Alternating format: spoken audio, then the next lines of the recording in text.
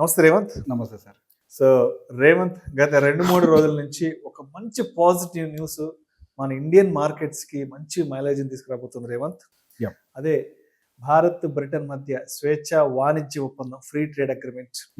భారత ఎగుమతుల్లో 99% వస్తువులకు టారిఫ్ తగ్గింపు, వ్యవసాయం నుంచి ఐటీ రంగం దాకా అనేక ప్రయోజనాలు, 95% వ్యవసాయ ప్రాసెస్డ్ ఫుడ్ పై 0 సుంకం, ఆయా రంగాల్లో వేల కొద్ది ఉద్యోగాలు, బ్రిటన్తో భారత్ ఒప్పందం ప్రభావం అంటూ కూడా చాలా రంగాలకు సంబంధించి ఇక్కడి నుంచి ఏవైతే వస్తువులు బ్రిటన్కి ఎగుమతి అవుతున్నావో వాటి మీద ఆల్మోస్ట్ సుంకాలు విపరీతంగా తగ్గించేసేసారు. సుంకాలు ఉండబోవంటూ కూడా ఒక మంచి వార్త అనేది మన ఎకానమీకి మంచి బూస్ట్ ఇచ్చే వార్త. సో మరి ఇప్పుడు ఏ రంగాలకైతే మనం వాళ్ళు టారిఫ్లు అవన్నీ తీసేస్తున్నారు, మరి ఆయా రంగాలు ఇక్కడ ఏ విధంగా బలోపేతం అయ్యే అవకాశం ఉందంటారు? ఎవరైతే ఒక లాంగ్ టర్మ్ ఇన్వెస్ట్మెంట్ చేసుకుందాం అనుకుంటున్నారని ఒక పర్సెప్షన్తో ఉంటారో, సో అటువంటి వాళ్ళకి ఇప్పుడు ఆయా సెక్టార్లు ఐడెంటిఫై చేసి గుర్తించుకొని మరి వాటిల్లో పెట్టుబడులు పెట్టుకోవడం అనేది సమంజసం అంటారా? సో ఇప్పుడు మీరు చెప్పిన కేసులో సహజంగా మార్కెట్లోకి న్యూస్ ఆల్రెడీ వచ్చేసింది. Everyone are aware. మనకి ట్రేడ్ అగ్రిమెంట్ జరిగింది, టారిఫ్స్ కానీ ఇవన్నీ కూడా కట్ డౌన్ అయినాయి. అటు యూకే బేస్డ్ కంపెనీస్కి అడ్వాంటేజ్ ఉంది, ఇండియన్ బేస్డ్ కంపెనీస్కి అడ్వాంటేజ్ ఉంది. ఇక్కడ అసలు మనం అర్థం చేసుకోవాల్సింది ఏంటి అని అంటే ఎంత అడ్వాంటేజ్ ఉంది, మనం ఈ పాయింట్ని ఫస్ట్ అర్థం చేసుకోవాలి. ఇప్పుడు ఇది ఫస్ట్ అసలు మనం యూకేకి చేస్తున్నటువంటి ఎక్స్పోర్ట్స్ మన ఇండియన్ జీడిపిలో ఎంత పాత్రను తీసుకున్నాయి, దాన్ని బట్టి కదా మనకి నిజంగా ఎంత పెద్ద ఇంపాక్ట్ ఉండబోతోంది అని. మన యాక్చువల్గా మనం చేసేటువంటి ఎక్స్పోర్ట్స్ మనం ఏవైతే అక్కడికి చేస్తున్నామో కేవలం అది 0.06% మాత్రమే, ఇది మన టోటల్ జీడిపిలో. అది యూకే టు ఇండియాలో మనం కన్సిడర్ చేస్తే 0.13%. So when compare to us యాక్చువల్గా అడ్వాంటేజ్ వాళ్ళకి జరిగింది. ఎస్, అంటే మనం చేసేటువంటి ఎక్స్పోర్ట్స్ తక్కువగా ఉన్నాయి కాబట్టి మనకు నెంబర్ తక్కువగా కనిపించచ్చేమో, బట్ హియర్ అండ్ దేర్ మనకి మ్యూచువల్ బెనిఫిట్ అయితే ఉంటుంది, కానీ ఎక్కువ అడ్వాంటేజ్ అయితే యూకేకి ఉంది. సో దానివల్ల ఫస్ట్ అసలు ఎవరెవరికి అడ్వాంటేజ్ జరుగుతుంది, మనం ఇన్వెస్ట్మెంట్స్ పెట్టేటప్పుడు ఏ సెక్టార్స్ కి ఎంత ఇంపాక్ట్ ఉండబోతుంది, ఎలా ఐడెంటిఫై చేసుకోవాలి. యా, కానీ ఇక్కడ మనం కొంచెం ఓపెన్ గా డిస్కస్ చేసుకోవాల్సింది ఏంటి అని అంటే అందరూ ఊహించుకునే అంత పెద్ద ఎత్తున ఇంపాక్ట్ అయితే ఉండదు. There will be jump. For example ఇప్పుడు ఫిషరీస్ కి సంబంధించి ఉంది, రొయ్యలు ఎన్ని కంపెనీ స్టాక్ మార్కెట్ లో ఉన్నాయి, అది పెద్ద ప్రశ్న కదా. అవి నిజంగానే అభివృద్ధి చెందుతాయి, 20-30% పెరగబోతోంది వాళ్ళ ఎక్స్పోర్ట్, కరెక్టే. కానీ ఎన్ని ఉన్నాయి ఇక్కడ మనకి లిస్టింగ్ అయిన కంపెనీస్ ఎన్ని ఉన్నాయి, అది మనకు పెద్ద ప్రశ్న ఉంది. కాబట్టి మనం జస్ట్ ఏదో ఆ న్యూస్ బేస్డ్ గా కాకుండా దీంట్లో ఉండేటువంటి రియాలిటీ ఏంటో మనం అర్థం చేసుకునే ప్రయత్నం చేద్దాం. ఇప్పుడు ఫస్ట్ మనం ఎక్స్పోర్ట్స్ చేయడం వల్ల మేజర్గా మనకి జ్యువెలరీ అవ్వచ్చు, లెదర్ అవ్వచ్చు, టెక్స్టైల్స్ అవ్వచ్చు, ఈ సెగ్మెంట్స్ కి సంబంధించినటువంటి అడ్వాంటేజెస్ మనకి దొరుకుతున్నాయి. అదే యూకే పాయింట్లోకి వెళ్ళేసరికి పర్టికులర్గా ఆల్కహాల్ అండ్ వెహికల్స్, ఇక్కడ మేజర్గా కనిపించే ఒక అడ్వాంటేజ్ ఏంటంటే మన ఇండియన్ స్టాక్ మార్కెట్లో లిస్ట్ అయినటువంటి ఒక కంపెనీకి అడ్వాంటేజ్ ఏంటి అని అంటే అది Tata Motors, UK based manufacturing JLR, jaguar and land rover Tata Motors వాళ్ళది అక్కడే మ్యానుఫ్యాక్చర్ అవుతాయి. సో ఇప్పుడు ఏవైతే ట్యాక్సెస్ హెవీగా పడుతున్నాయో అవి తగ్గటం వల్ల ప్రైస్ కాంపిటేటివ్గా ఇండియాలోకి వస్తాయి. కాబట్టి మేబీ ఆ డిమాండ్ కొంత పెరిగి బేసిక్గా ఈ కోణంలో ఎవరు ఆలోచించుకుంటారు, JLR యొక్క నెంబర్స్ బలపడితే ఎవరికి బలం చేకూరుతుంది, టాటా మోటార్స్కే. సో ఈ లగ్జరీ సెగ్మెంట్లోకి వచ్చేసరికి డెఫినెట్గా మనకి టాటా మోటార్స్కి పర్టికులర్గా అడ్వాంటేజ్ ఉండొచ్చేమో. ఈ టెంపరీ హికప్స్ కొంత ఉన్నప్పటికీ ఇవన్నీ దాటిన తర్వాత మళ్ళీ US టారిఫ్ టెన్షన్స్ కొన్ని ఉన్నాయి, అవి పక్కకు పెట్టి ఇవన్నీ సెటిల్ అయినాయి అని అంటే టాటా మోటార్స్ ఎక్కువగా బలం వచ్చే అవకాశాలు కనపడుతున్నాయి. అక్కడి నుంచి ఇంకేమొస్తున్నాయి, ఆల్కహాల్. ఇప్పుడు బేసిక్గా మనకి అక్కడి నుంచి వచ్చేటువంటి స్కాచ్ చాలా కాస్ట్ ఎక్కువ because of the tariff.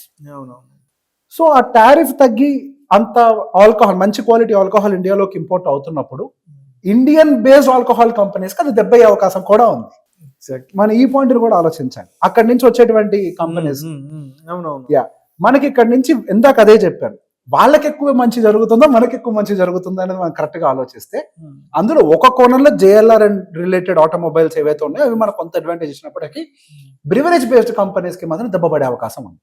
Overall గా ఈ ఫ్రీ ట్రేడ్ అగ్రిమెంట్ అనేది నిజంగా ఇండియాకి బలం చేకూర్చేది అయ్యి ఉండుంటే ఈ రోజు మార్కెట్ ఎందుకు పడ్డది? మార్కెట్ రికవర్ అయ్యింది. ఇవాళ ఆల్మోస్ట్ 572 పాయింట్లు, ఆల్మోస్ట్ 600 పాయింట్లకి దగ్గరలో ఇవాళ మార్కెట్ ఫాల్ వచ్చింది, ఫాల్ వచ్చింది. ఎందులో రాలేదు, అన్నిట్లో వచ్చింది. ఏ సెక్టర్ ఆ సెక్టర్ ఈ సెక్టర్ అనేది సరే ఏదో కొద్దిగా ఉంటే ఫార్మా కొంతవరకు ఏదో ఉంది, కానీ అది కూడా పెద్ద ఎత్తున కాదు, 0.4% మాత్రమే పాజిటివ్ గా ఉంది. So basically, there are sectors which will take advantage also. There are sectors which are taking disadvantage also because of the cheaper imports from UK. అంటే ఇప్పుడు ఇవాళ వచ్చిన ఈ వార్తలు ఏవైతే ఉన్నాయో కేవలం ఇది వార్తాపత్రికల్లో అంతవరకే పాజిటివ్ న్యూస్, అంతేగాని ఇన్వెస్ట్మెంట్స్ చేసుకోవడానికి ఒక రిటైల్ ఇన్వెస్టర్ పాయింట్ ఆఫ్ వ్యూలో, ఒక మార్కెట్ పాయింట్ ఆఫ్ వ్యూలో దీనివల్ల మార్కెట్లకు ఒరిగేది ఏం లేదు, ఇన్వెస్టర్స్ కి ఏం జరగదు. ఎందుకు? మన జీడిపిలో ఎంత కాంట్రిబ్యూట్ చేస్తుంది అది? 0.06%. ఓకే, ఇక్కడ మనకి అడ్వాంటేజ్ జరుగుతుందని అనుకుంటే అక్కడి నుంచి వచ్చేటువంటి గూడ్స్ ఇంకా పెరుగుతుంది కౌంట్. వాళ్ళకి 0.13%, అంటే మనకంటే ఎక్కువ పర్సెంటేజ్ వాళ్ళకు ఉంది. మరి దానివల్ల లోకల్ కంపెనీస్ ఇంపాక్ట్ అవుతాయి కదా. అంతే కదా. ఈ కోణాన్ని కూడా మనం ఆలోచించుకోవాలి. అంతే. ఇప్పుడు అక్కడి నుంచి అంటే మనకంటే మంచి మెరుగైన వస్తువులు ఇక్కడికి వచ్చినప్పుడు వాటికి మార్కెట్ వస్తుంది, కానీ డెఫినెట్ గా ఆల్రెడీ ఇక్కడ మన వస్తువుల గురించి అంటే అవి ఎంత నాణ్యత కలిగి ఉన్నాయని మనకు తెలుసు. బట్ ఆబ్వియస్ గా బయట కంట్రీస్ నుంచి వస్తున్నాయంటే అందరి అట్రాక్షన్ దాని మీదగా పోతుంది. ఇప్పుడు సింపుల్ గా ఇంకో మాట అనుకుందాం. ఫర్ ఎగ్జాంపుల్, ఇప్పుడు ₹1,00,00,000 ప్రీమియం లగ్జరీ కార్ ఉంది, దాని మీద ట్యాక్సెస్ బాగా తగ్గించారు. ఫర్ ఎగ్జాంపుల్, దాని మీద ట్యాక్స్ ₹100 ఉంది, దాన్ని ₹20 కట్ డౌన్ చేశారు అనుకోండి. కారు ప్రైస్ ₹50, దాన్ని ₹100 అమ్ముతున్నారు. కానీ ఇప్పుడు ₹30 ట్యాక్స్ దాంట్లో, అంటే ఆల్మోస్ట్ వాళ్ళు 80% ట్యాక్స్ తగ్గించారు కాబట్టి అది మన దగ్గరకు వచ్చేది ఇప్పుడు ఎంత? ₹60కే. ఎన్ని కార్లకు పోటీ పడుతుంది అది? So basic that is the point. ఇప్పుడు ఒక రేంజ్ దాకా వెళ్ళిన వాడు ఇంకో ₹10 ఎక్కువ వేసి ఆ ప్రీమియం కార్నే కొనుక్కునే ప్రయత్నం చేస్తారు. కాకపోతే ఇక్కడ మేజర్ గా అక్కడి నుంచి వచ్చే JLR కాబట్టి అది మన దాని మదర్ కంపెనీ టాటా మోటార్స్ కాబట్టి కొంత మనకు స్ట్రెంత్, కానీ అదొక్కటి తీసి పక్కకు పెడితే మరి మిగతా వాడు అన్నిటి పరిస్థితి ఏంటి? దాదాపుగా 64% ఆఫ్ ఇండియన్ ఎక్స్పోర్ట్స్ కి మన వాళ్ళు ట్రేడ్ డీల్ చేసుకున్నారు. వాళ్ళకి యూకేకి గెయిన్స్ రాబోతున్నాయి దీనివల్ల. సో బేసిక్ గా అక్కడ మనకి జరిగే దానికంటే కూడా వాళ్ళకి జరిగేటువంటి అడ్వాంటేజ్ ఎక్కువగా ఉంది. ఇక్కడ నుంచి మనం ఏం పంపిస్తాం? ఎక్కువగా టెక్స్టైల్ పంపిస్తాం, బట్టలు. అది స్టాక్ మార్కెట్ లో ఎంత పర్సెంటేజ్ దాని ఇంపాక్ట్ ఉంటుంది? టెక్స్టైల్ యొక్క ఇంపాక్ట్ చాలా తక్కువ మన దాంట్లో. ఫార్మాసిటికల్స్ మోడరేట్, టూ మచ్ కాదు. మనకి మెజారిటీ ఆఫ్ ద ఎక్స్పోర్ట్స్ వెళ్ళేది US కి 15%, దాదాపు అక్కడికి వెళ్తున్నాయి. ఒక మోడరేట్ ఇంపాక్ట్. ఫుడ్ ప్రాసెసింగ్ మీద కొంత ఇంపాక్ట్ ఉంటుంది. కానీ ఇక్కడ ఈ ఫుడ్ ప్రాసెసింగ్ లో లిస్టెడ్ అన్ని ఉన్నాయి. ఫుడ్ ప్రాసెసింగ్ కి ఎక్కువ అడ్వాంటేజ్ ఇచ్చారు. మంచి పాయింట్ లాగారు. అది మన దగ్గర లిస్టెడ్ లేవు. That is the biggest problem. Yes, there are jewelleries and gems, అవన్నీ ఉన్నాయి. నిజంగా మార్కెట్ ని మూవ్ చేసే కెపాసిటీ ఉన్న న్యూస్ అది కాదు. ఎగ్జాక్ట్లీ. అది జస్ట్ ఏదో అంటే ఒక హెడ్లైన్. అది యూకేకి మాకు మధ్యలో జరిగింది ట్రేడ్, దాని వల్ల కొన్ని మంచి జరుగుతాయి. ఎట్లా? ఇప్పుడు మనకి ఏవైతే ఎక్స్పోర్ట్స్ చేస్తుంటామో ఆ ఎక్స్పోర్ట్స్ చేసేటువంటి కంపెనీస్ వాళ్ళ యొక్క మ్యానుఫ్యాక్చరింగ్ ని ఎక్స్పాండ్ చేస్తాయి కాబట్టి ఆ ఎక్స్పాన్షన్ లో భాగం కింద మన దగ్గర కొంతవరకు జాబ్ క్రియేషన్ ఇదంతా జరుగుతుంది. కొంత మేరకు మన యొక్క ట్రేడ్ కొద్దిగా 0.06 నుంచి మహా ఎంత వెళ్తుంది? 0.07కి వెళ్తుందేమో కొంత మేరకు. మేజర్ గా ఇక్కడ చూస్తుంది ఏంటి అని అంటే, మన మ్యానుఫ్యాక్చరింగ్ కనుక బూస్ట్ అయినట్లయితే ఏదైతే నిరుద్యోగత భారతదేశంలో ఉందో అది కొంతవరకు సాల్వ్ అవుతుంది. కానీ దాంతో పాటుగా వీసాస్ రిలేటెడ్ కూడా కొన్ని అగ్రిమెంట్స్ కూడా చేసుకున్నాం. సో బేసిక్ గా ఈ ఒప్పందాల వల్ల డైరెక్ట్ గా స్టాక్ మార్కెట్ కి జరిగేటువంటి ఇంపాక్ట్ కాకుండా, ఒక రకంగా చెప్పాలంటే మనకి ఈ జాబ్ క్రియేషన్స్ అటువైపుగా ఎక్కువ అడ్వాంటేజ్ జరిగే అవకాశం, employment creation point of view లో. ఎగ్జాక్ట్లీ. అంతే, ఇన్వెస్ట్మెంట్స్ పాయింట్ ఆఫ్ వ్యూ లో ఏమీ కనిపించదు ఇక్కడ. ఇప్పుడు మీకు మీరే ప్రశ్నించుకోవాలి అంతే.